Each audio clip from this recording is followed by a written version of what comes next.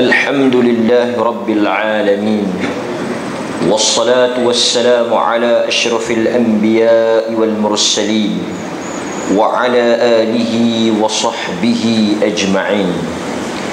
أشهد أن لا إله إلا الله وحده لا شريك له، وأشهد أن محمدا عبده ورسوله. أما بعد، فإن أصدق الحديث كتاب الله عز وجل، وخير الهدي هدي محمد صلى الله عليه وسلم، فإن شر الأمور محدثاتها، وكل محدثة بدعة، وكل بدعة ضلالة، وكل ضلالة في النار، أو كما قال النبي صلى الله عليه وسلم.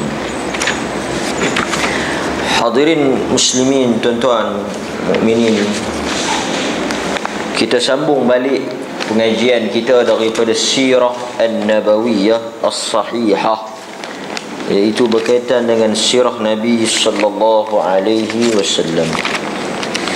Kita masih lagi dalam perbincangan Badar, peperangan Badar Al-Kubra, peperangan yang pertama dalam Islam, peperangan yang disebut sebagai Al-Furqan, pembeza di antara Al-Haq wal-Batil. Sebelum daripada peperangan ini, umat Islam di bawah pimpinan baginda Rasul tidak pernah berperang. Sebelum daripada Badar, tidak ada peperangan secara terbuka di antara orang Islam di bawah pimpinan Rasulullah sallallahu alaihi wasallam menentang orang-orang musyrikin Mekah. Ini merupakan ujian yang pertama, berlaku setelah daripada peristiwa hijrah Ar-Rasul bersama dengan sahabat daripada Mekah ke kota Madinah. Tuan-tuan, apapun dalam hidup kita, perkara pertama, peristiwa yang pertama, selalunya sesuatu yang cukup mencabar. Tak kira pun apa benda pun dalam hidup kita ni, first time, benda yang pertama kali kita nak buat, sesuatu yang cukup mencabar, kan? Kita nak masuk pekerjaan yang pertama, first time kita nak masuk bekerja, sesuatu yang mencabar. Sebab kita tak tahu apa yang berlaku, kita tak ada pengalaman, kita tak ada sesuatu yang boleh kita jadikan panduan. First time, benda yang baru kita nak belajar. Perkahwinan yang pertama, kan? Baru kali pertama berkahwin, kita tak tahu apa yang akan berlaku. Ini, tuan-tuan, bukanlah benda-benda yang kecil, tetapi peperangan yang di antara dua benda, sama ada hidup ataupun mati. Sebelum daripada ini, orang Islam bukanlah tak ada ujian, memang dah diuji. Kita baca dalam sejarah sebelum daripada hijrah, bagaimana umat Islam di Mekah diseksa, ditindas, dibunuh, dipulau, dihina dan sebagainya. Ujian itu sudah ada. Tetapi ujian yang namanya berperang, berjuang, berjihad, mengangkat senjata secara rasmi, tak ada. Jadi bila mereka pindah pergi ke Madinah, tak beberapa lama setelah itu, belum lagi selesai nak susun hidup baru, Allah Ta'ala memerintahkan mereka untuk berperang. Cerita demi cerita yang kita baca ini, tuan-tuan, memberikan suatu i'tibar, pengajaran yang penting kepada orang-orang yang beriman dahulu, kini dan selamanya. Pengajaran apa, tuan-tuan? Bila kita baca hidup Nabi ni, tidak ada episod yang senang, silih berganti. Dahulu di Mekah diseksa. Bila pindah ke Madinah, ingat nak hidup sempurna, nak hidup senang, Sat. Kan? Kita bila hidup di kampung ni susah, nak makan payah, kita berhijrah. Nak bina kehidupan yang lebih baik, nak hidup senang. Dah sebelum ni teruk dah. Tetapi kita tengok bagaimana Allah Ta'ala mengatur kehidupan orang yang beriman. Baru sahaja sampai di Madinah, mereka telah diuji dengan perintah berperang. Sebab apa yang dijanjikan oleh Allah kepada orang-orang yang beriman adalah syurga. Sebab itu kata Al-Imam Ibnul Qayyim rahimahullahu ta'ala, syurga yang disediakan oleh Allah untuk orang-orang yang beriman dan bertakwa tak akan diperolehi melainkan didahulukan kesusahan dan ujian. Syurga yang kita nak masuk, yang kita berdoa siang dan malam, tujuan dan matlamat kita, ibadah yang kita lakukan, amal kebaikan yang kita laksanakan, tujuannya adalah syurga Allah. Nabi sebut dalam hadis yang diriwayatkan oleh Al-Imam Al-Bukhari, wa idza sa'altumullaha fas'alil firdausi a'la. Apa maksud dia? Apabila kamu berdoa kepada Allah, kamu minta kepada Allah, mintalah syurga. Hadis Bukhari. Maknanya tuan-tuan, kita disuruh oleh Nabi doa minta syurga. Dan syurga yang disuruh kita minta itu bukan syurga yang grade bawah ni. Firdausil a'la, syurga yang paling tinggi, iaitu syurga Firdaus. Allah sebut dalam surah As-Sajdah, tatajafa junubuhum 'anil madaji' yad'una rabbahum khawfa wa tama'a. Mereka itu meninggalkan tempat tidur mereka, meninggalkan keseronokan dan keselesaan hidup. Mereka bangun berdoa kepada Allah kerana mereka takutkan neraka dan mereka ingin tamakkan syurga. Sebab itu Nabi SAW bila sahabat pergi perang dalam Badar ni, bila nak start perang, apa yang Nabi sebut? Nabi kata apa? Bangun, tujulah syurga yang seluas langit dan bumi. Itu antara slogan peniup dan pembakar semangat. Nabi nak bakar semangat sahabat-sahabat nak turun jihad, turun berperang. Nabi kata apa? Bangun menuju syurga yang luas, seluas langit dan bumi. Nampak tuan-tuan? Maknanya bila sahabat turun dengan niat, maksud, tujuan, matlamat syurga, benda-benda lain ini dia tak heran. Kan? Maknanya Nabi menjadikan syurga itu sebagai tujuan, habuan. Sehingga diriwayatkan dalam peristiwa perang Badar, seorang yang tengah makan kurma, bila Nabi isytiharkan turun, dia dengar janji Nabi syurga, dia melontarkan buah kurma itu dan dia menyebut, sekiranya aku menghabiskan buah ini, ia cukup lama untuk aku masuk ke dalam syurga. Banyak hadis yang menyebut tentang Nabi menjadikan syurga itu sebagai habuan. Seorang sahabat bertanya kepada Nabi, "Ara'aita in qutiltu fa aina ana ya Rasul?" Sekiranya aku terkorban, terbunuh dalam peperangan ini, di manakah engkau melihat aku akan diletakkan oleh Allah?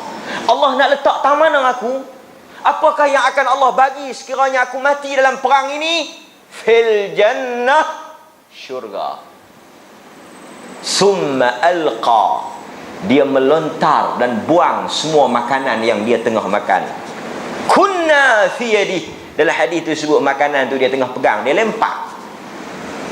Bila dia dengar Nabi sebut fil jannah, syurga, dia lempar.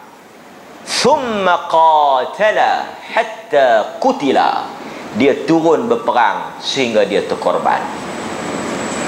Jadi tuan-tuan, kata Al-Imam Ibn Al-Qayyim, Allah buat syurga, dan untuk masuk ke dalam syurga manusia mesti melalui proses susah. Contoh yang paling besar yang diberikan oleh Ibnul Qayyim, nak suruh kita fikir. Ibnul Qayyim kata, hampa tengok contoh yang aku nak bagi ni. Kalau hampa tengok, hampa fikir, hampa akan faham. Apa dia tuan-tuan? Peristiwa dikeluarnya Nabi Adam alaihi salam daripada syurga dan dihantar ke dunia. Peristiwa Nabi Adam keluar, bukan keluar, dikeluarkan. Allah kata qulna bitu minha, hampa keluar dua-dua. Peristiwa ini, kata Imam Ibnul Qayyim, sebagai bukti nak habaq bagi, kata nak masuk syurga ni dia tak boleh masuk senang. Nabi Adam, bila Allah buat dengan isteri dia Hawa, tuan-tuan dengar elok-elok contoh ni. Contoh ni cukup baik. Bila Allah Ta'ala buat syurga, Allah Ta'ala masukkan Nabi Adam dengan Hawa. Mereka masuk dalam keadaan mereka tak kena uji. Betul tak? Allah buat mereka sedap-sedap, celek-celek, duduk dalam syurga dah. Tak ada ujian, tak ada kesusahan, tak ada pengorbanan. Tak aci, tak pakai. Nak masuk syurga, tak boleh masuk dengan cara yang mudah. Maka Allah Ta'ala atur dengan apa? Diujinya Adam. Dan kemudian kata Al-Imam Ibnul Qayyim, Allah Ta'ala angkat, keluarkan Adam. Qulna bitu minha, pergi keluar. Fa imma ya'tiyannakum, sehingga datang kepada kamu ketentuan Allah. Allah suruh dia keluar, duduk di bumi. Bila mereka dihantar ke bumi, diuji, mengalami kesusahan, berdoa, beribadah, minta ampun. Fatalaqqa Adamu min rabbih kalimatin fataba alaihi. Duduk di dunia, diuji, susah, buat ibadat apa semua, Allah Ta'ala buat masuk balik. Apa yang kita boleh faham? Kita faham lagu mana? Kan kita tak faham. Kita selalu baca Adam kena duduk dalam syurga, setan main kecoh, kena lempak main bumi, lepas tu masuk balik. Kita sebenarnya, kata Imam Ibnul Qayyim, kena faham satu cerita, iaitu Allah Ta'ala tidak membiarkan Adam untuk masuk ke dalam syurga dengan mudah, melainkan Allah Ta'ala keluarkan mereka. Allah Ta'ala hantar ke dunia. Allah Ta'ala uji mereka. Mereka terpaksa bersusah, kemudian mereka masuk balik. Kerana orang yang ingin masuk ke dalam syurga perlu melalui proses ini. Ini kalau tak boleh faham, kita tak boleh pergi jauh. Ibnul Qayyim kata ini bukti orang yang nak masuk syurga, dia tak boleh masuk senang-lenang.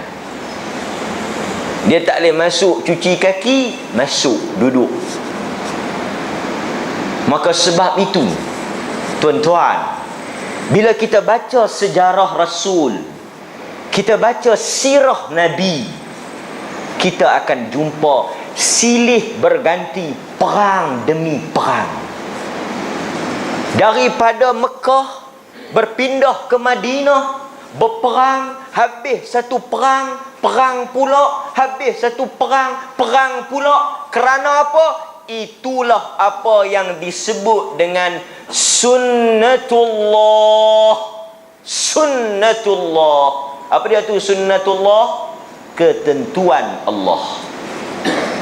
Siapa pun dia, seorang nabi, rasul, wali, keramat, apa pun nama dia, nak masuk syurga, hang kena susah. Hang kena susah.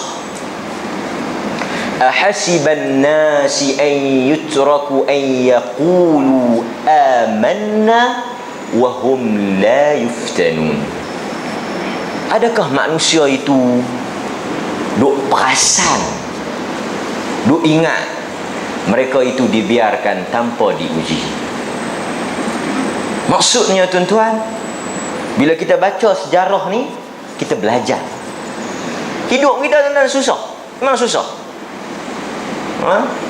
Sebagai orang beriman, kita diikat. Sebagaimana hadis Bukhari, ad-dunya sijnul mu'min wa jannatul kafir. Nabi kata apa dalam hadis Bukhari? Dunia adalah penjara orang beriman. Dunia adalah tempat yang diuji manusia yang beriman. Wa jannatul kafir, dan syurga bagi orang yang kufur. Jadi tuan-tuan kena clear bab ni. Kena clear bab ni. Orang beriman, dia akan diuji. Jadi cerita-cerita yang kononnya boleh masuk syurga shortcut, ada cara nak masuk syurga senang, tak gaduh buat ibadah, tak gaduh bersusah payah, tak gaduh nak semayang, tak gaduh, ini semua karut. Hafal zikir ni 2-3 baris, masuk syurga. Semayang ni 2-3 rakaat, masuk syurga. Sebab itu antara sebab ulama hadis menyatakan bahawa hadis fadilat Ramadan itu palsu adalah kerana kelebihan yang bohong dan melampau.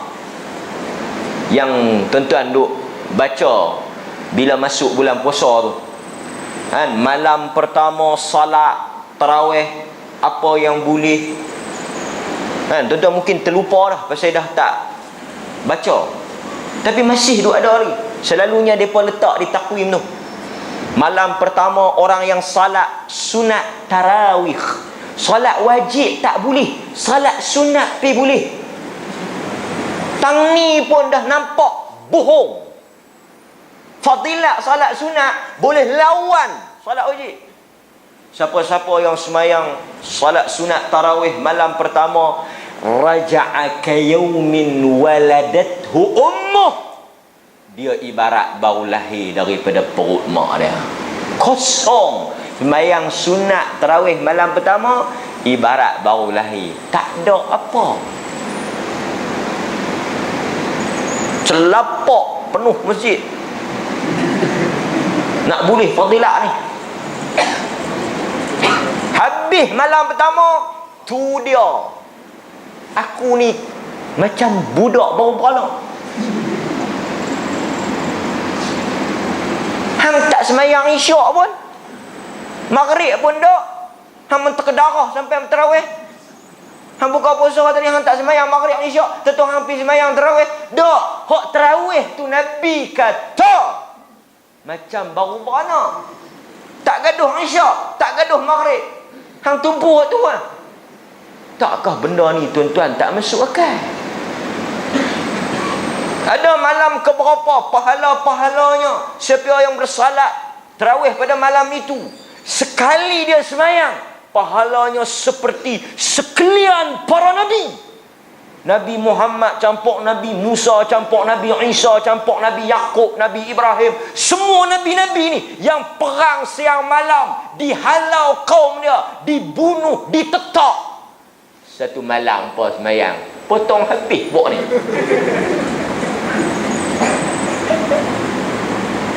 Semalam ya, hampa semayang semalam ya. Ibrahim pun duduk belakang. Nabi Muhammad telah tak tahu duk tang mana. Sebab itu tuan-tuan, hadis-hadis palsu cukup berbahaya pada orang Islam. Tapi kita tengok hari ni kan, bacaan hadis. Quran ni tak ada masalah, kita tak boleh nak bohong. Tapi hadis ni kita kena jaga. Sebab itu dalam Islam, manusia ni akan diuji. Okey, kita sambung tajuk kita khas malam ni, sambungan kepada peristiwa Badar al-Kubra. Setelah Nabi sallallahu alaihi wasallam memenangi peperangan ini, suatu masalah telah timbul. Telah timbul, iaitu bagaimana mereka nak menguruskan tentang tawanan ataupun rampasan perang. Kan? Benda first time. Semalam kita sentuh sikit di Masjid Ar-Rahim, kan? Bila Nabi menang perang Badar, Allah Ta'ala tolong. Allah Ta'ala telah menurunkan malaikah, mumiddakum bi alafin minal malaikah, dan kami hantar malaikat itu seramai 1000 orang. Dan alhamdulillah, Allah Ta'ala memberikan kemenangan. Cuba kita tengok ni perang Badar. Tengok perang Badar. Fokus perang Badar. Sebelum perang Badar, apa yang Nabi buat? Pertama, ini kita dah sebut dah, kita dah bincang dah, mempersiapkan pasukan perang. Kumpul tentera, kumpul kuda, kumpul unta, kumpul anak panah, kumpul pedang, pakai baju besi, bawa makanan, bersiap sedia, kan? Dan Nabi pun tanya, hampa sanggup mati tak? Siap. Mempersiapkan tentera. Bila sampai di Badar, apa Nabi buat? Doa. Betul tak? Sehingga kata Umar, kata Abu Bakar, kami melihat ketiak Nabi yang putih. Bukan sunnah berdoa bagi nampak ketiak. Ini salah faham lah. Maknanya kesungguhan doa Nabi itu, sehingga diangkat itu, kelihatan ketiak Nabi yang putih itu, jatuh kain dia. Tetapi tidak diriwayatkan Nabi buat salat hajat berjamaah. Tak ada. Apa yang kita boleh belajar? Tak ada dalam Islam. Tidak ada mana-mana riwayat yang sahih menyebut kata, jom malam ni kita nak perang. Apa semua turun, munajat perdana. Ini kita baca peristiwa Badar, bukan kita baca kartun. Tidak dianjurkan mana-mana munajat perdana. Badar berselawat. Tahu Badar berselawat? Program lah, tak ada. Dia pun nak pergi perang. Hajat yang cukup besar, nak pergi perang. Nabi terlupa ke sembahyang hajat? Tidak ada dalam sunnah. Tak ada dalam sunnah. Nabi tak himpun orang. Apa yang Nabi buat? Doa. Dia buat seorang-seorang. Dan dia tak ajak mana-mana sahabat untuk doa bersama dengan dia. Tak ada dalam peristiwa Badar. Dia kata, hak kami baca ada. Itu Badar hampa. Badar Nabi tak ada. Tak ada. Cuma tuan-tuan, bila orang tanya, saya nak minta doa kepada Allah, saya nak salat, silakan. Ada hadis dalam riwayat Al-Imam Tirmizi, Nabi menyebut sesiapa yang ada hajat, bangun dan salat 2 rakaat, sunat mutlak. Apa-apa salat boleh. Misalnya saya nak menikah satu lagi, payah nak dapat sign, bangkit buat duha 2 rakaat, niat lepas tu, Allah pemudahkan urusan, nak bagi satu lagi. Tak ada salah. Tuan-tuan ada hajat apa? Tak bangun, nak masuk perisa, ya Allah, bangun buat duha. Sebab Nabi tak sebut salat khusus. Nabi kata, buatlah 2 rakaat. apa-apa salat tak apa. Dan Quran suruh wasta'inu bis-sabri was-salah. Hendaklah kamu minta kepada Allah dengan kamu salat. Salat hajat ada, tetapi dia bukan khusus salat hajat, dia apa-apa salat. Kemudian kita doa, tetapi dilakukan secara bersendirian, bukan berjamaah. Dia berkata tak apa nak jamaah pun, awak tahiyatul masjid nampak tak buat jemaah? Kan? Kita masuk, kita buat ramai-ramai. Ni, mau buat tahiyatul masjid. Mau buat tahiyatul masjid. Doa, kami nak tunggu ustaz tak main. Jom masuk. Seorang imam. Dia pun main apa tu? Tak maghrib jamaah tahiyatul masjid. Awak mau tak buat? Tahiyatul masjid ni orang tak pernah buat jemaah. Kita faham. Maka saya bukan nak mengkritik orang yang buat sembahyang hajat berjemaah, terpulang pada mereka, itu amalan mereka, hak mereka. Tetapi kalau berdasarkan sunnah, tidak ada. Jamaah tidak ada. Sebab dalam peristiwa Badar, Nabi tak buat. Bukan kata Badar lah, Khandaq, Uhud, Tabuk. Buat main satu riwayat sebelum keluar Nabi himpun semua main. Buat main satu riwayat. Satu riwayat. Takkan kok daripada Badar ni tak ada, lupa. Kalut first time. Uhud tak ada. Yang ada bersiap, himpun tentera, perkemah senjata, bagian makanan cukup, bincang strategi, doa. Itu Nabi buat. Kita pun kena ikut tu. Nak periksa, nak belajar, nak menega, kena ada ilmu, bukan takat jampi. Saya nak menega ustaz, jampi bagi laku. Kalau kata ada jampi bagi laku, tak ada aku jampi apa dulu. Kan? Kalau ada jampi hok bagi laku, ada ustaz mat, ada orang main bau ustaz. Nah, dia tahu ustaz tolong jampi bagi laku, kedai laku. Dia tak nak jampi pun no? Jampi bi tak payah bayar makan. Kita pun angkat, Allah bagilah laku kan. Bagilah laku kan. Lepas tu kita nak ustaz tak payah. Kita tahu dah akal kita memang tak mau bayar. Pergi kat kaunter ni berapa dia tak payah bayar ustaz, tak payah bayar. Doa tuan. Saya baru ni pergi Kuala Lumpur. Ni ada 2-3 orang saksi 4 orang saksi. 4 orang pula. 4 orang ni boleh bawa hudud tu. 4 orang saksi. Baru ni saya pergi Kuala Lumpur kan, ustaz seorang dia cerita di Kuala Lumpur ada package doa. Kok saya mohong ada 3 orang lagi yang pi sama dengan saya tu, dia apa pun dengar. Koklah saya ni mohong takkan ada. Ni ada 3 orang ni. Kalau tak ada, tak cukup 3 orang ni, kita bawa 30 pi dengar. Package pertama, doa bahasa Melayu. Tak ada Arab. Ya Allah bagilah kedai dia berjaya, ya Allah bagilah laku. Bahasa Melayu Pak Atih. Kalau campur Arab, campur bahasa Arab di Kuala Lumpur. Kalau campur bahasa Arab, tak, saya lupa. Saya pun riwayat tak boleh pakai juga, lupa. Mahal sikit. Jadi terpulang bahasa Melayu, bahasa Arab. Mungkin kalau sebab bahasa Inggeris ni kebanyakan ustaz-ustaz ni dia tak erti lah, kebanyakannya tak erti. Ustaz-ustaz ni tak erti bahasa Inggeris. Masuklah saya. Thank you. Apa orang cakap thank you. Tapi tuan-tuan bayangkan, ada beza pula doa bahasa Melayu dengan doa bahasa Arab. Doa bahasa Melayu 400, kalau campur dengan bahasa Arab tahu lebih lah. Tuan-tuan bayangkan bagaimana ni idea siapa ni? Dia hok duk jual putu mayung dengan putu buluh tu kan. Dia hok jual nasi ganja tu kan. Akai siapa ni? Akai siapa? Akai jual ayam kan. Akai ustaz lah ni. Akai jenuh.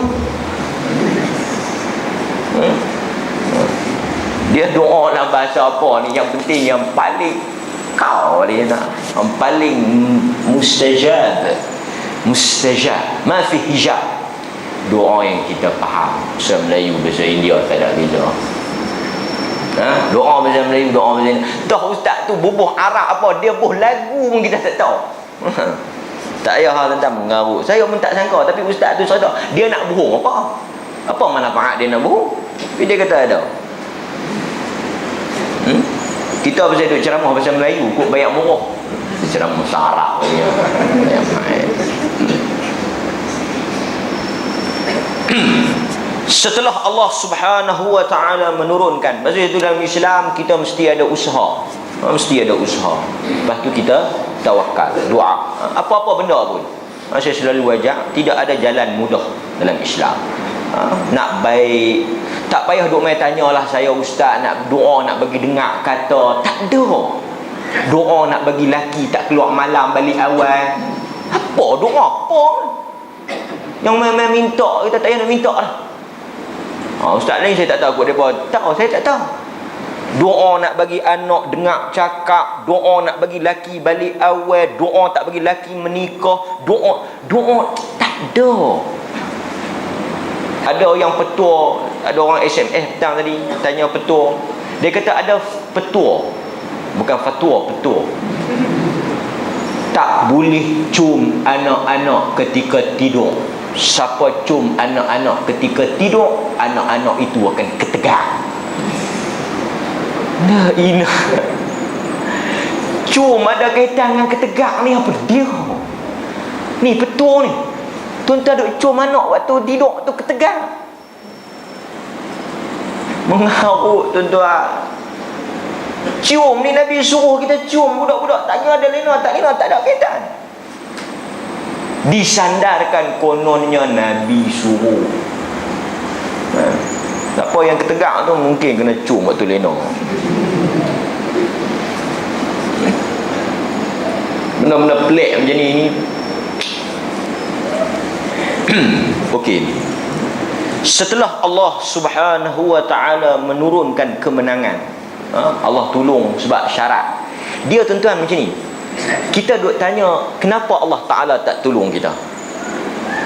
Kadang-kadang jawapan itu ada pada diri kita. Sebab syarat untuk kita ditolong itu belum cukup. Allah janji, in tansurullaha yansurukum wa yuthabbit aqdamakum. Kamu tolong agama Allah, Allah akan tolong kamu. Jadi kadang-kadang bila kita bertanya kepada Allah, bila Allah akan tolong kita, bila kemenangan itu akan datang, kita kena muhasabah. Apakah cukup syarat yang Allah minta itu kita buat? Kan? Kadang-kadang Allah Ta'ala berikan pada orang kafir. Sebab apa? Sebab syarat yang Allah Ta'ala suruh itu mereka buat. Allah kata sesiapa yang berusaha, sesiapa yang orang kata apa, melakukan sesuatu itu dengan baik, Allah akan bagi. Orang bukan Islam buat benda ni, mereka usaha, mereka rajin, Tuhan bagi. Tuhan bagi. Itu kita kena tengok kadang-kadang. Nabi SAW memanggil beberapa orang daripada kalangan sahabat untuk bermusyawarah bagaimana nak menguruskan tawanan dan harta rampasan perang. Nak buat macam mana ni? Sebab sebelum ni pun tak ada pengalaman, kan? Maka Nabi SAW telah memanggil, waqad istishar ar-rasul Abu Bakr wa Umar fima yasna' bil usra, fa ashara Abu Bakr bi akhadha al-fidyah minhum wa 'allala dhalika bi qawlihi fatakun lana quwwata 'ala al-kuffar fa'asa Allah an yahdiyahum lil Islam. Maka dalam peristiwa mesyuarat ini, Abu Bakar telah memberikan pandangan supaya diambil tebusan. Maknanya siapa yang nak selamat, dia bayar ganti rugi. Fidyah. Fidyah ni tebusan ataupun ganti rugi lah. Kan kita ada fidyah puasa, fidyah orang-orang yang tak boleh berpuasa kan, ada. Maka sebab kata Abu Bakar, Allah Subhanahu wa taala telah menyebut di dalam Al-Quran bahawa apabila kita menguasai, berkuasa pada orang kafir, kita berikan peluang kepada mereka, mudah-mudahan Allah Ta'ala memberikan mereka cahaya kepada Islam. Kita jangan buat benda yang tak baik, kita jangan bunuh mereka, kita jangan tangkap mereka, kita suruh mereka bayar ganti rugi. Mudah-mudahan lepas daripada tu, bila mereka tengok kita ni baik, mereka tengok akhlak kita, mereka pun bebas, selamat, mereka masuk Islam. Ini pandangan Abu Bakar. Dia bagi pandangan dia. Wa asyara Umar bin Khattab biqatlihim. Maka Umar memberikan cadangan supaya dibunuh mereka ini. Maka ada dua pandangan. Satu suggestion kata kita biar, kita ambil tebusan, bayar. Siapa boleh bayar? Bayar. Siapa tak boleh bayar, depa kerja dulu dengan kita, lepas tu depa balik. Jangan bunuh, jangan tangkap, jangan seksa. Umar memberikan pandangan kita bunuh. Wa malan nabi wa mala an-nabi. Mala ni apa? Dan nabi itu cenderung tamayyul. Nabi itu cenderung kepada siapa? Ila ra'yi Abi Bakrin biqabulil fidyah. Dalam riwayat ni sebut Nabi agak bersetuju dengan pandangan Abu Bakar Siddiq radhiyallahu an untuk mengambil ganti rugi. Tetapi apa yang berlaku? Fanazalat al-ayah al-karimah fi muwafaqati ra'yi Umar bin Khattab radhiyallahu an. Sebaliknya telah turun ayat Al-Quran yang bersetuju dengan cadangan Umar. Cadangan Umar. Maknanya Allah memerintahkan supaya mereka ini dibunuh, sebagaimana firman Allah. Tuan-tuan boleh rajuk surah Al-Anfal ayat 67. Ini ayat yang menyokong Umar. Nampak tuan-tuan? Sebab itu kadang-kadang pandangan Nabi itu pandangan yang bersifat peribadi dia sebagai manusia. Jadi pandangan peribadi Nabi ni belum tentu betul, belum tentu salah. Tapi dalam hal ni pandangan Nabi disebut sebagai salah. Bukan pandangan berkaitan dengan agama, berkaitan dengan isu harta rampasan perang. Sebab itu kadang-kadang cadangan daripada orang lain ni juga diterima oleh Nabi. Nabi ni dia bukan sifat diktator. Dia sifat dia, siapa bagi cadangan, ada hujah, nampak elok, okey. Sebab itu tuan-tuan, ini antara contoh ketua yang berkesan. Tak kira lah ketua ni dia peringkat tinggi ke, isteri ke, tok imam ke, suami ke, JKK ke, menteri besar ke, apa ke, dia kena ada sikap Nabi. Sikap Nabi apa? Mendengar pandangan. Dia dengar pandangan, dia buat mesyuarat. Okey, apa pandangan hang? Apa pasal hang buat macam ni? Apa hujah hang? Okey, macam tu juga kita dengan isteri. Walaupun Allah sebut ar-rijal qawwamuna 'alan nisa, lelaki itu adalah pemimpin, ketua kepada wanita, bukan bermakna semua pandangan orang perempuan itu ditolak. Tak. Dalam hal nak memutuskan susu, nak berhenti daripada menyusu, pandangan wanita diambil kira. Sebab itu hadis yang sebut kata wanita yang menolak ajakan suami daripada bersama dilaknat oleh Allah. Hadis itu tak semestinya kena pada semua wanita. Bila suami dia ajak, dia bagi alasan, dia bagi pandangan, dia ada masalah, dia kurang sihat, dia letih dan sebagainya. Kalau pandangan itu munasabah, pandangan itu benar, suami tak ada hak untuk nak memaksa. Hadis ni bukan boleh pakai semua bab.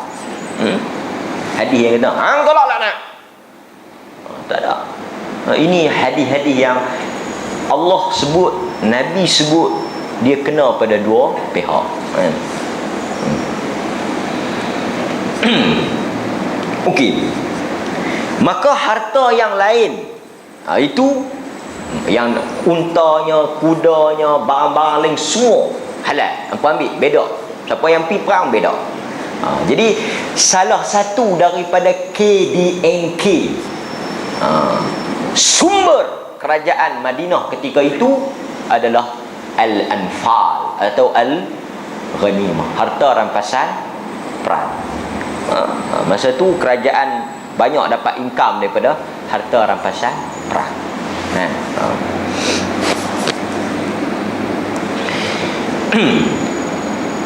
Dan apabila Rasulullah telah diperintahkan untuk membunuh, maka ada yang dibunuh dan ada yang dibiarkan tidak dibunuh. Sebab turun ayat yang berikutnya membenarkan Nabi untuk membebaskan tawanan perang. Peringkat awal ni, boh awal ni tawanan kena bunuh. Tapi yang berikutnya itu Allah bagi kuasa pada Nabi untuk tentukan. Lepas tu ada yang Nabi tak bunuh. Tapi yang pertama ni kena bunuh. Sebab apa? Sebab yang berperang itu kepala musuh nombor satu. Jadi hampa jangan duk biar. Kita nak tunjuk, ni sebagai pengajaran kepada orang lain, bahawa Islam ni bukan agama bacui. Bukan agama bacui.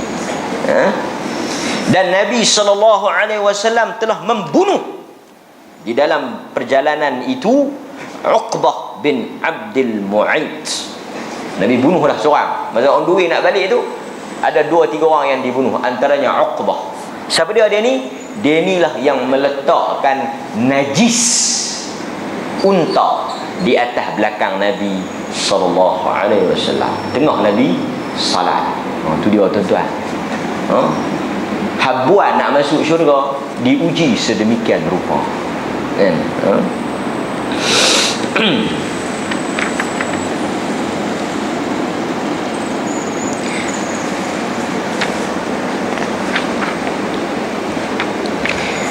Dan akhir sekali, apabila Nabi SAW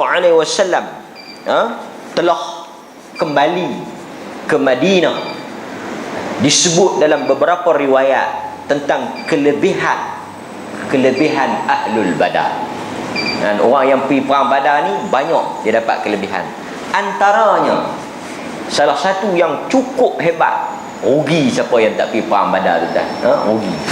Antaranya Allah mengampunkan dan melepaskan serta membiarkan segala perbuatan Ahlul Badar sejak daripada itu sehinggalah mereka mati. Maknanya orang yang join Badar, orang yang pergi perang Badar, mereka buat apa pun lepas tu Allah Ta'ala tak ambil bak lah. Tuan-tuan, sebagaimana kisah Hatib bin Abi Balta'ah, sikit kita ambil. Hatib bin Abi Balta'ah ni, sebagaimana dalam riwayat Bukhari, dia buat suatu kesalahan. Dia ini salah seorang tentera Badar. Tentera Badar. Dia telah membocorkan rahsia. Kita dah baca contoh ni, jadi kita tak baca dah. Cuma saya sebut kesalahan dia apa? Bocor rahsia bahawa Nabi akan menyerang kota Mekah. Dia tulis surat, dia habaq dekat orang Mekah, siap, aku duk tengok Nabi nak pergi serang hampa. Dia bocor rahsia pembukaan kota Mekah. Turun wahyu. Habaq kat Nabi, Hatib bocor rahsia. Nabi perintahkan Sayyidina Ali untuk ligan surat tu yang dibawa oleh seorang perempuan. Dan Sayyidina Ali berjaya tangkap perempuan tu di tengah jalan. Dan Sayyidina Ali kata, berikan surat yang diberikan kepada engkau. Dia pun tak tahu lagi yang tulis tu Hatib. Dia pun tak tahu. Dia pun tahu kata Nabi kata hangpa pilihan, perempuan tu bawa surat. Surat itu rahsia kerajaan. Perempuan tu dia kata tak ada surat apa. Ali kata dua pilihan. Hang bagi teku lendeh hang. Sebab benda ni bukan benda mudarat besar antara lendeh dia dengan bocor rahsia. Hang bagi teku lendeh hang. Sebab Sayyidina Ali kata Nabi habang ada. Hang kata tak ada. Mustahil Nabi bohong. Tapi hang confirm. Bila dia dengar kata Sayyidina Ali nak lendeh dia tuan-tuan, dia bawa keluar surat dia bagi. Dia bagi. Dia pun tak buka. Dia bawa balik bagi Nabi. Nabi buka-buka tuan-tuan. Orang yang tulis surat tu min Hatib bin Abi Balta'ah, salah seorang orang yang perang Badar. Nabi panggil dia. Nabi panggil dia. Kita dengar cerita. Nabi tanya, pasal apa ni? Apa cerita hang ni? Apa ni? Apa hang buat apa ni? Tengok Nabi tanya lagi. Kalau kita tuan-tuan, surat bukti dah ada. Tunggu pukul mana? Hati pun ceritalah. Kita tak mau cerita, dia cerita apa? Dia Umar, cadangan dia. Da'hu adrib unuqah. Buat mai hati aku. Kau kerak tebah buang kepala dia. Dia duk minta 2-3 kali. Tapi Nabi tak boleh buat sebab ahli Badar tu dia punya kebal, punya besar syafaat ahli Badar. Ini kita sebut. Kita ambil sikit perkataan Al-Imam Ibn Hajar. Sebab bila Hatib cerita, dia cerita ni boleh jadi betul, boleh jadi tak betul. Dia kata, aku tulis surat ni macam ni. Nabi kata, ikut hang lah Hatib, pasal hang ahli Badar, aku tak boleh ambil tindakan dengan hang. Jawapan Nabi mudah ya. Hang ahli Badar, aku tak boleh ambil tindakan ke atas hang, sebab Tuhan telah bebaskan hampa. Tu dia besarnya tuan-tuan jadi ahli Badar. Kata Ibnu Hajar Al-Asqalani, dia kata maksud Nabi kepada Hatib, buatlah apa yang kau nak buat kerana engkau ahli Badar. Ucapan ini secara zahirnya menunjukkan bolehnya ahli Badar, orang yang terlibat berperang Badar, melakukan apa sahaja. Kalau kita dengar Nabi kata, hang nak buat apa, buatlah. Pasal hang ahli Badar, Tuhan bebaskan. Ibnu Hajar kata kalau kita dengar macam buat benda yang Tuhan tak bagi pun boleh. Makna tak ada halal haram lah. Ibnu Hajar sambung, pandangan ini tentulah tak betul, kerana tidak ada manusia yang bebas boleh melakukan benda yang haram. Cuma Allah Azza wa Jal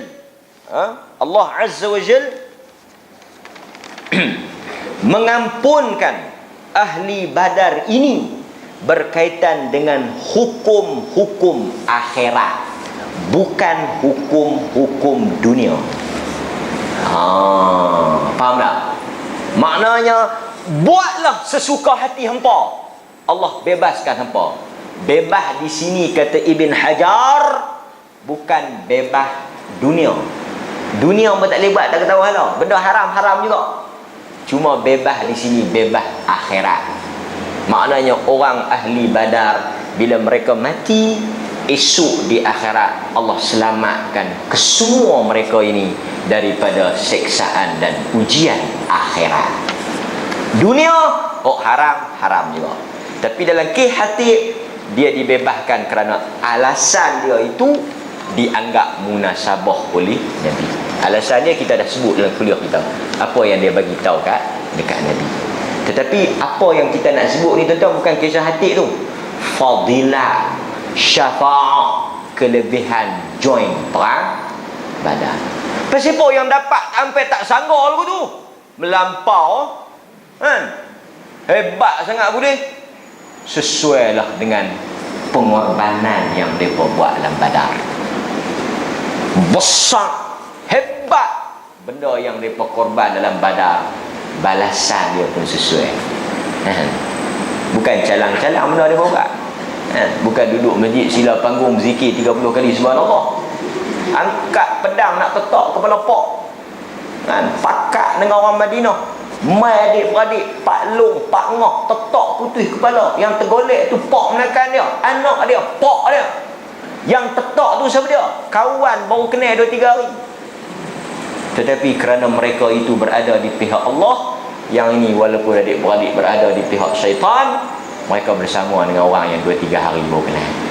Takkan tak boleh habuan tu. Mudah-mudahan Allah rahmat kita insya-Allah taala. Kita bagi laluan pada azan. 1-2 soalan kita jawab ringkas. Pertama, dia tanya berkaitan dengan fahaman tajsim.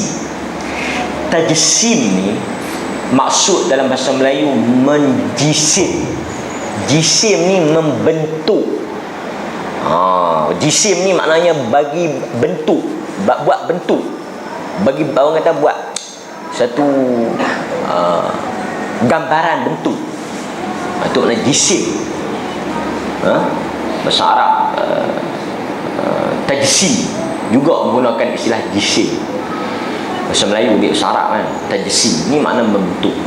Ada orang kata kalau kita sebut yadullah, tangan Allah, berarti kita menjisim, makna membentukkan Allah. Ini dia bab sifat, ayat sifat. Kan dalam Quran Allah Ta'ala sebut dia yadullah, tangan, wajah, kan?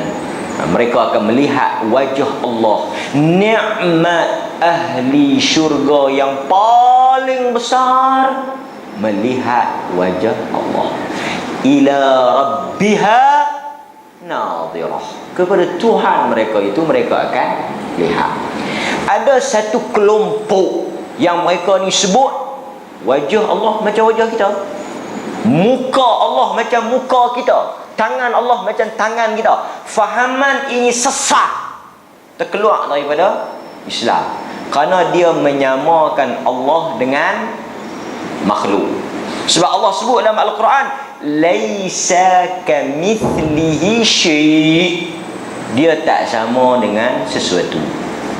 Jadi ada fahaman kelompok yang kata muka Tuhan macam muka kita, ada hidung, ada pipi, ada gigi dan mulut yang bukan kita, ada kembang, ada kecut.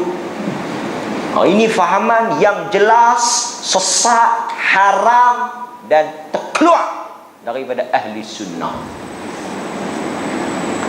Bagaimana sikap ahli sunnah? Sebagaimana yang Nabi dan sahabat sebut. Macam mana? Bila disebut dalam Al-Quran, dalam hadis, Allah sifatkan diri dia, kita sebut sebagaimana dia sebut. Allah kata dia ada wajah, dia ada tangan, dan dia ada kaki. Dalam hadis Bukhari, Allah Subhanahu wa taala menyebut bahawa neraka itu akan menggelegak, minta supaya dimasukkan lagi. Mana lagi, sehingga Allah Ta'ala meletakkan kakinya dan syurga itu merasakan, neraka itu mengatakan cukup. Adalah hadis Bukhari. Ahli sunnah mengambil bagaimana Nabi menyebut, iaitu amiruha kama jaa. Apa yang Allah sebut tentang diri dia, kita terima. Dia sebut dia mempunyai wajah, mempunyai tangan, mempunyai kaki dan sebagainya. Bagaimana bentuk, sifat, jisim, fizikal itu kita tak tahu dan tak sama dengan makhluk. Beza. Hak tadi kata sama, ada dan sama. Kita kata ada, tak sama. Kalau kita kata tak ada, Tuhan yang kata ada. Kita cerdik lebih daripada dia kan? Dia kata dia ada, dia kata aku ada, kita kata doa tak ada. Mana boleh? Cuma kita kata bila Tuhan sebut dia ada, itu sifat dia. Ahli sunnah kata apa? Tak sama. Sebab dia kata tak sama. Laisa kamithli syai' wa huwa as-sami'ul basir. Dia kata dia tak sama, dia dengar. Doa Tuhan tak dengar. Tuhan kata dia maha melihat dan maha mendengar. Kita kata, dok, Tuhan tak dengar, Tuhan tak melihat. Awak, kita mendengar, kita melihat sama. Tuan faham tak? Ada orang kata tak boleh kata lagu tu. Kalau kita kata Tuhan ada tangan, Tuhan ada muka, sama dengan kita. Kita kata dia sebut dia ada, tapi macam mana kita tak tahu. Tak sama. Tak boleh. Okey, lah Tuhan kata dia mendengar. Hang dengar? Hang dengar tak? Kalau cekah lagi tu dengar. Hang dengar ah? Tuhan kata apa? Dia dengar. Sama. Ada tak sama? Dengar Tuhan lain, dengar kita lain. Tuan-tuan mengaji tak sifat dahulu? Sami'an, kaunuhu sami'an. Dia dengar, kemudian dia berkeadaan mendengar. Tadi dia dengar dah, ni berkeadaan mendengar. Apa beza dia? Dia kata dengar lain-lain, dengar kita lain. Dengar Tuhan, Tuhan dengar semua. Dengar dalam, dengar luar. Dengar tak pernah tak dengar. Ni perbincangan. Dengar tak pernah tak dengar. Dengar kita ni kadang-kadang dengar, kadang-kadang tak dengar. Ada benda yang kita dengar, ada benda kita tak dengar. Kadang-kadang kita terlepas dengar. Maknanya apa? Poin dia nak habaq kita tak sama. Hak tu pasal apa hang boleh kata tak sama, tapi hak ni hang tak boleh kata begitu. Tuhan melihat. Tak boleh kata Tuhan melihat. Tuhan tidak melihat. Pasal apa? Pasal kita pun melihat. Kalau kita kata Tuhan melihat, kita melihat sama. Lemam, tuan-tuan. Kita apa lagi? Kita melihat, kita mendengar. Kita tahu. Sekali dah makan, kita ada sifat mengetahui. Tuhan kata dia mengetahui. Jangan kata Tuhan tak tahu, Tuhan tak tahu. Awak pasti buat Tuhan tak tahu. Kalau hang kata Tuhan tahu, kita pun tahu. Sama lah. Lepas tu pandai pula dia kata, tahu Tuhan dengan tahu kita tak sama. Tuhan dia tahu sebelum jadi lagi dia tahu dah. Kita jadi dulu baru tahu. Orang pandai pula. Kata tak sama orang tu. Demikian juga ayat-ayat sifat yang lain. Kita menetapkan apa yang ditetapkan oleh Allah dan Rasul. Allah kata dia lagu tu lah. Tapi lagu mana? Lagu tu lah. Lagu Allah sebut. Itu ahli sunnah. Macam saya kata kan, mereka ada suruh, ada perbahasan lah berkaitan dengan takwil semua ni, cerita panjang lah kan, dan saya tak mau bahas sangat.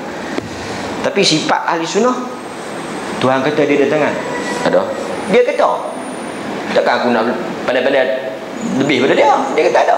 Lagu mana? Hang tanya dia, aku tak tahu. Itu ahli sunnah. Imam Malik kata apa? Al-istiwa ma'lum. Al-Imam Malik kata was-su'al anhu bid'ah wa kayfiyatuhu majhul. Tuhan kata dia beristiwa, bersemayam. Benda itu ada dalam Quran dan hadis. Tetapi bagaimana Tuhan bersemayam, kita tak tahu. Duk tanya lagu mana itu bid'ah. Karena Nabi tak pernah tanya. Benda ni agak halus, tetapi kena sebut sebab ada akidah. Apa hukum memancing menggunakan umpan hidup? Adakah haram guna umpan hidup? Ataukah perlu dimatikan terlebih dahulu? Okey. Tentang dia macam ni ya. Dalam hadis riwayat Imam Muslim, Nabi menyebut innallaha katabal ihsan ala kulli syai'. Allah Subhanahu wa taala mewajibkan kamu berlaku baik dalam semua hal. Fa idza qataltum fa ahsinu qitlah wa idza dhabhtum fa ahsinu dhabh. Apabila kamu nak bunuh, bunuhlah dengan cara yang baik. Apabila kamu nak sembelih, sembelihlah dengan cara yang baik. La hadis Bukhari, ada wanita yang masuk dalam neraka kerana kucing, sebab dia kurung tak bagi makan. Hadis Bukhari sebut dia kena lempaklah neraka. Kucingnya dia kurung tak bagi makan. Kalau dia tak mau bagi makan pun dia lepas pundak Nabi kita, dia masuk neraka. Ada orang yang masuklah, hadis Bukhari, syurga kerana bagi minum anjing. Poinnya, Islam suruh kita buat baik dalam semua bab. Sebab itu kalau tuan-tuan tengok penyembelihan yang dibuat oleh orang Australia, cara mereka sembelih tu very Islamic. Mereka masuk elok-elok. Tuan-tuan tahu tak, lembu mereka, tuan-tuan pergi sekali di Australia, tuan-tuan tak payah pergi lah, tengoklah YouTube. Cow slaughter, type cow slaughter, penyembelihan lembu. Tuan-tuan tahu mereka belai lembu tu, mereka buat jalan masuk, lembu tu relax, tenang. Puk masuk kan, buk, mereka bagi injection getaran elektrik, bismillah. Yang sembelih tu orang kita lah, orang Islam. Tapi cara depa buat very smooth, lincin, elok, sedap-sedap. Lembu tu mati lah. Jaga-jaga tengok malaikat duk tanya. Tak sedap pun kata sembelih. Tapi kalau pok kita sembelih, pada tu orang kafir tengok orang Islam raya korban, depa protes Pul jatuh gedebuk. Woi, silap kiblat, silap kiblat. Bung. Bunyi bung. Dia libah lembu tu, dia angkat bung. Lembu tu gebung. Sebelum nak sembelih mati dulu. Punya loklak orang kita buat raya. Kan? Dia pergi, dia kepung. Hang tarik, dia baling tali. Hang ambil. Dia syum. Ini bukan Islam. Lepas tu kafir ni kadang-kadang dia Islam cuma dia tak ada mengucap kan. Lembu tu masuk. Dia boleh, kita ni berapa ekor? 3 ekor. Australia, New Zealand 3-4 juta ekor sehari. Import kata ceruk. Dia buat masuk tepi tengok. Tag dalam YouTube masuk. Elok. Dia ada jalan dia. Slow dia pun pisau. Sembelih. Daging dia pasal tu daging dia elok. Dia bagi makan pun cantik lah. Kita bung tarik ekor, lipat gunung, selok kepala. Angkat kepala. Nabi SAW marah. Satu hari dia letak kaki. Ada satu orang letak kaki. Dia duduk asah. Dia duduk asah depan lembu tu. Dia nak tunjuk pisau dia, pisau canggih. Nabi kata, aqatalta qatlan. Hang nak bunuh 2 kali ke? Yang hang nak pergi asah apa? Nabi sebut asah bagi tajam sebelum mai. Ini hang tengok. Hak ni nak kena kan? Siap. Dia kemah dah. Cuma ada tempat-tempat yang tertentu kita tak boleh berbuat baik kerana sifat dia adalah makanan kita. Ayam kena melih kan? Sembelih tu sakit dah. Ui, tak boleh sembelih awak Ustaz. Sakit ni tak boleh. Tak makan kan? Faham tak? Maknanya certain part benda itu kita kena buat sebab ia adalah sunnatullah. Kita jangan sembelih Ustaz. Kita ambil ayam rebus terus. Tak kena sembelih sakit lah. Tetapi makna penyiksaan itu bukan makna siksa tak tahu hala ni. Maknanya benda-benda yang perlu kita nak buat. Ikan keli kita nak sembelih, kita kena katuk. Lepas tu kita nak buat lagu mana? Belal. Handuk sengak sah. Aku nak katuk ni. Aku nak sembelih handuk sengak sah. Kita kena katuk. Katuk tu siksa, tapi itu sunnatullah, itu cara ni. Tapi balik pada umpan tadi ni, bukan contoh umpan tadi ni seeloknya kita bunuh dah. Kita matikan dia. Kita matikan dia lah. Sebab apa tuan-tuan? Sebab itu lebih baik bagi dia. Kita nak bagi dia makan, kita bunuh dia luar. Kalau kita biar dia duduk tengok orang makan dia pun semua terseksa emosi dia. Tapi bagi hok nak makan tu, dia makan kita rentak ni mesti rabik. Kita cakuk kai dia mata kai memang luka. Betul dia nak buat lagu mana? Memang luka. Jadi benda tu tak apa pula. Tu dia tak panggil menyeksa, itu cara dia. Tapi yang umpan ni kita tak semestinya bagi hidup, bagi mati pun dia makan, dia kan kira kan. Hidup kan mati. Oi, mati bangkai tak boleh, haram. Dia tak ada, dia mai dia sak mak.